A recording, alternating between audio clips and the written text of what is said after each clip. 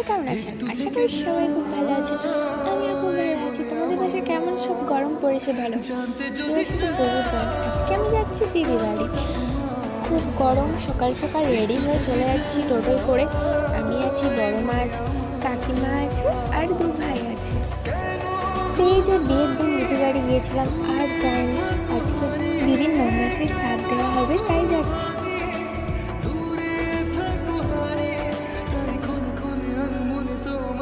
এটা আমাদের কলাঘাটের রূপনারায়ণ নদী। কে কে এসেছো এখানে কমেন্টে জানাবে।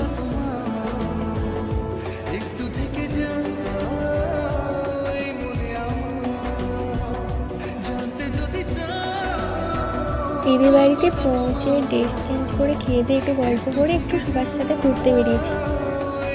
দিদিকে শাক খাওয়ানো হচ্ছে, সবাই মিলে সুন্দর ফুল দিয়ে সাজিয়েছে। তারপর দেখলাম একটা বাচ্চা, তাই বাচ্চা দেখলেই যেন কোলে নিতে ইচ্ছা করে, তাকে তাই নিয়ে